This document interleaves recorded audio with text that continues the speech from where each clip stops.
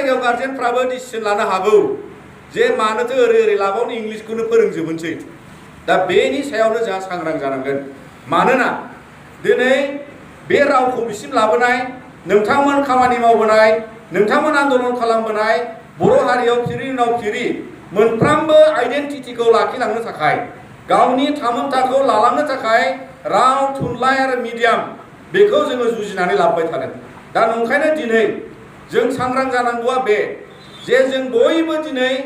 बेबादि मिडियाम कनभार्सनाव माब्लाबा सरकारि एलपि स्कुल बा आमालगेमेटेड बेबादि 3 निफ्राय 6 निफ्राय 12 सिम थानाय स्कुलफ्राव बेबादि मोनसे मेल मिटिं खालामनो फैगोन होननानै बिथांमोननि इन्सट्राक्सन दङ एवेयारनेस फैगोन मतामत लागोन बिमा बिफानि मतामत लागोन फरायसाफोरनि मतामत लागोन आरो बेयावनो मिडियाम सिलेक्शनखौ अपसनखौ अपेन खालामनानै होनाय जागोन दा नंखायनो जों सांग्रां जादो जोङो बे कनभार्सनखौ बादा खालामनांगौ आरो पलिसि लेभेलाव आसाम गभर्नमेन्टआ बेखौ सानफिननांगौ बेखौ फिन माने बिनि सायाव बिसार खालामनांगौ होननानै दिनैनि गुवाहाटीयाव जानाय मेलाबो बिनि सायावहाय सरसा खालामगोन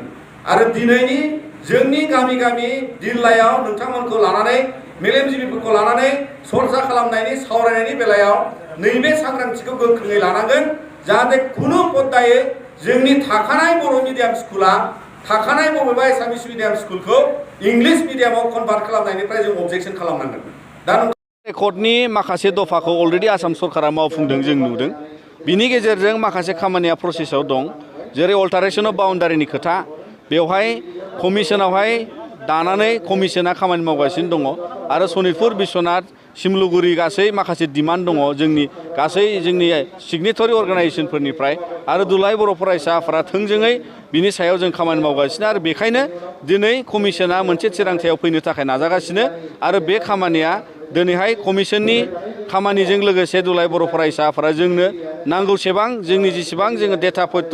माने फेक्ट जों हिसाब होनांगौ बा इनफरमेसन होनांगौ जोङो कमिसनजों बाहागो लानानै बे खामानिखौ मावगासिनो दं आरो बियो दफायाबो मावफुंजानांगौ आरो बिनिखायनो जायखिजाया दफानि नोजोराव आसाम गभर्नमेन्ट आरो भारत सरकारा मावफुङालासिनो थानायनि नोजोर बोयोबा नोजोर जायोबा एबा बिथांमोना बिनि सायाव जुदि एलेहुवा खालामोबा दुलाराय बर' फरायसा आफादा जोङो सिरि थानाय नङा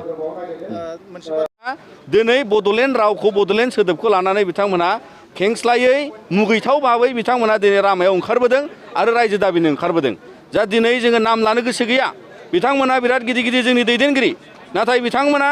पार्लामेन्ट रिप्रेजेन्टेटिभ जालांबाय सोरबाया राजनिति दलनि गिदिर दैदेनगिरि जानानै थाबोबाय आरो 17 बोसोर बिटिसि सरकार सालायनायाव बिथांमोना आरामै बड'लेण्ड दाबिनाय समाव एबसुनि सोमावसारनायाव एनडिबिनि सोमावसारनायाव बिथांमोना सोंखारिदोंमोन आरो दिनै बिथांमोना फिन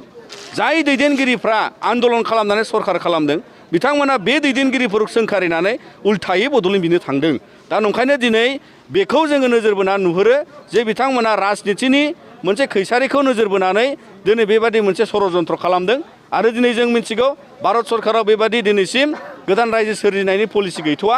आरोबाव जोंनि बिटिआर गोरोबथाखौ बिथांमोना माने डिनाउन्स खालामनो बा बेखौ नासयनो थाखाय दिनै बिथांमोना बेबादि राहा लामा लादों दा नंखायनो बिथांमोननि खुगानिफ्राय बिराद गिथावथाव बाथ्रा ओंखारो जाय दैदेनगिरिफ्रा सनितपुर बिश्वनाथखौ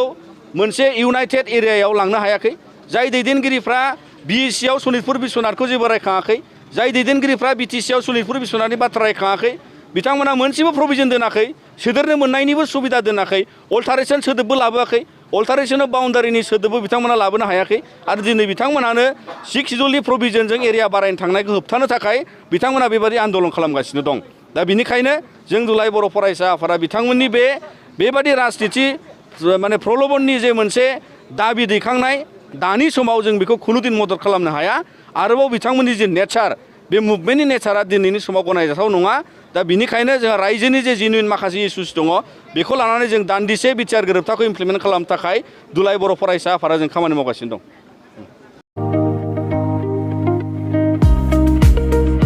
बाइक अनसायगिरिफोरनि थाखाय मोनसे गोजोनथाव खौरां दावहारु अट' एजेन्सि बाजाज श'रुमा दासान्दि होगासिनो दं स्पेसियेल धामाका अफार क'क्राझार सहरनि जे रोडआव थानाय दावहारु अट' एजेन्सि बाजाज श'रुमा नोंथांमोननो होगासिनो दं स्पेसियेल धामाका अफार एसेल' डाउन पेमेन्ट होग्रोनानै नोंथाङा लानो हागोन बाजाज कम्पानिनि गुबुन गुबुन मडेलनि बाइकफोरखौ